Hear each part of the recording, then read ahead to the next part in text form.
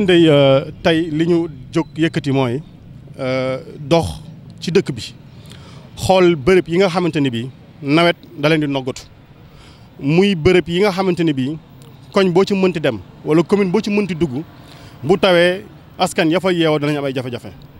loolu nag li mu indi mooy ñetti communes yi Thiès Nord Thiès Ouest Thiès Est ak la ville ñoom ñoo boole seen doole seen xam-xam seen man-man ak seen pas-pas ci xool nu ñuy indi ay solution ci lii wëlbatiku woo service yi nga xamante ni bii ci biir Thiès ñoom la yoon dogal ni ñoom ñoo am capacité ñoom la yoon may doole liggéey ci wàllu woowu ñu ànd ak ñoom pour xool lan mooy problème yi.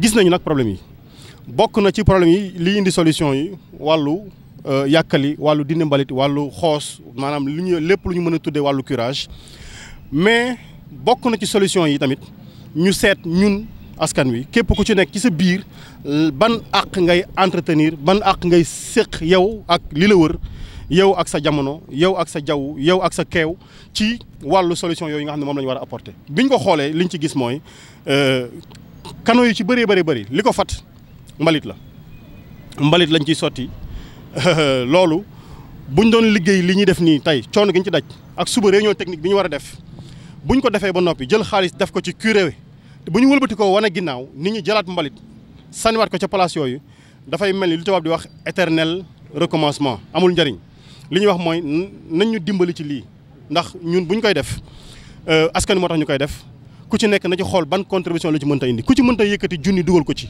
wala ñu ñëw ne la jëlal mbuus di ñu ñaan yàlla bu kenn sànneeti mbuus bu kenn sànneeti xeer bu kenn sànneeti mbalit ci biir canaux yi bu ñu defee suñu liggéey nag ànd ak service yëpp am nañ yaakaar que ni solution yi ñu ciy indi bu nawet bi ñëwee jaaxle yi doon am dootul amati solution yi nag dama ni solution yi am na solution yoo xam ni jooni la mën na ñëw am na solution yoo xam ni faaw ñu téem ko jiim ko tàllal ci at yi ci fan yi di ñëw muy yoo xam ni mënut a sotti léegi mais loolu dañ ciy liggéey li nga wax nag muy dig-digloo bi ci ñetti communes yi ak commune de ville bi ñu bëgg ci indi li ñuy woowee dajale suñuy doole mooy li tubaab di wax intercommunalité ñun loolu la ñu décidé bu ngeen seetloo ñun noonu la ñu defee campagne lay sa doole nga jël ko boole ko mu doon benn parce que lu benn nit man ñeent ko gën a mën jafe-jafe yi ñoo ko bokk daanaka mais gëm nañ ni bu ñu dajalee suñuy doole ànd ak les services yi nga xam ne ñoo nekk ci dëkk bi may wax ci urbanisme ONAS UCG sapeur pompier service d'hygiène eaux et forêts waa université ñooñu ñëpp bu ñu boolee seen xam-xam parce que boo demee université mémoire yu bëri bind nañ ko ci lan mooy indi solution ci problème yi am fii yooyu yëpp bu ñu demee seeti ko bu ñu ko dajalee gëm nañu ni solution yi ñuy indi dana nekk solution yu jariñ ñuy wax nag ñëpp ñu ngi leen di woo ci liggéey bii nañu ñëw jàppale ñu ci xam ni defuñu ko pour ñun askan wi tax ñu koy def te lépp loo xam njëriñ askan wi la incha allahu rabbi suba ak ngoon kuñ ci mënti woo ak heure buñ ci mënti woo ci la ñuy fekk li moo nekkoon kàddu yi docteur Babacar Diop maire de la commune de ville maire de la ville jiite maire commune Thiès Ouest Ousmane Diagne Thiès Est Birame Souleye Thiès Nord ñi ngi wax askan wi ñi ngi ñëw di remercier également presse bi ci nit ñu accompagner ci liggéey bi ndax gis nañu bii passé bi ñu yëkkatee wàllu setal mbedd mi nit ñu ci taxawoo nit ñu ci communiquer mu nekk une communication de qualité ñun nag lii la ñuy xaar ci presse bu amee manquement parce que ñoom c'est les premiers conseillers def nañ ko bu amee loo xam ne njariñu askan wi la nañ ko fësal ànd ceeg ñun et ils l'ont fait sans taxaw nañu jox leen ñu lii wala jàppale leen ñu nii ci naaj wi ci coono bi ñu bokk ak ñun mëx ci ngelaw li toog dàq koor et cetera ils l'ont fait avec nous ñu ngi leen di sant baax a baax di am yaakaar ni collaboration bi dina jot jàmm ci askan wi asalaamaaleykum wa rahmatullah. Il s'agissait plutôt d'une journée d'information. Il s'agissait d'une journée où il fallait aller sur les sites vulnérables ou sites dits vulnérables. Les services techniques des 3 communes d'arrondissement et de la ville ont fait le travail préalable. Ils nous ont indiqué les endroits à visiter. Depuis ce matin, donc, nous avons été sur le terrain ensemble pour faire les appréciations et voir de visu l'état des menaces probables en période d'hivernage. Je pense qu'on vient de terminer la journée. Il s'agit d'une journée pleine d'informations. Et vous savez tous que l'information permet de prendre des décisions de qualité.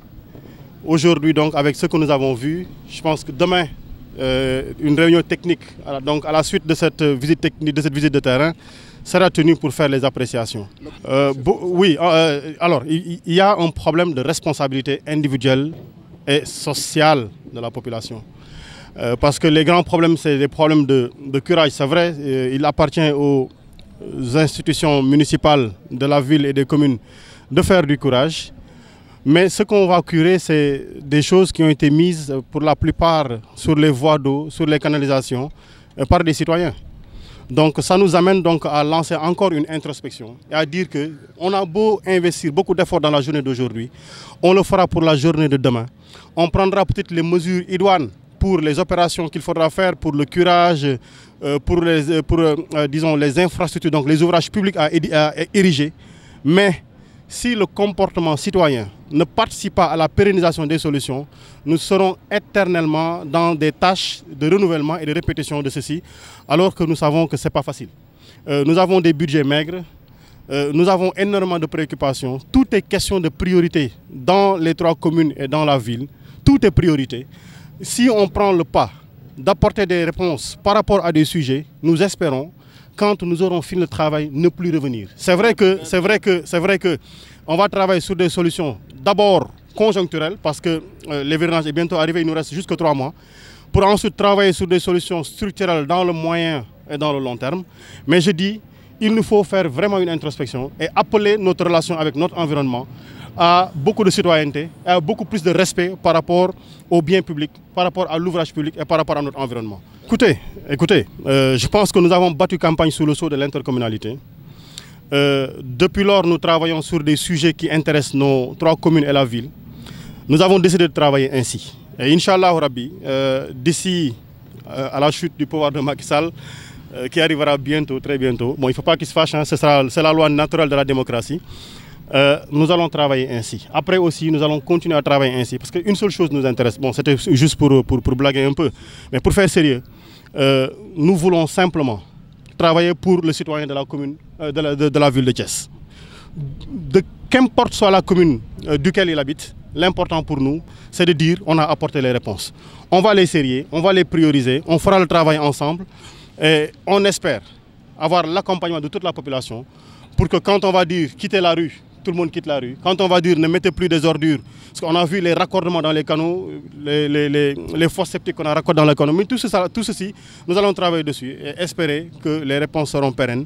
Écoutez, l'ONAS a fait le chemin avec nous. Je précise que ce n'est pas seulement une visite que nous avons faite nous seuls, les communes. Nous l'avons fait avec tous les services techniques déconcentrés. L'université est là, l'ONAS est là, les sapeurs-pompiers sont là, l'UCG est là. On a vu qu'automatiquement ils ont commencé à faire quelque chose. Le service de l'environnement sont là. En fait, tous les services sont là. Et on va continuer le travail pour nous permettre aussi de faire des évaluations périodiques. On va continuer à travailler ensemble. L'important, c'est quoi? C'est que quand nous tous, on est conscients des enjeux et que nous travaillons dans un seul but, je vous dis, les résultats seront au rendez-vous. Et c'est comme ça que nous voulons faire sur tous les sujets qui nous intéressent. Il n'y a pas de raison qu'on ne continue pas à travailler dans l'intercommunalité. On ne dira jamais Birame Souleye est juste maire de Nord, il faudra qu'il s'intéresse seulement à ce qui se passe au Nord. On va travailler ensemble, la ville, Thiès Ouest, Thiès Est et Thiès Nord pour les résultats.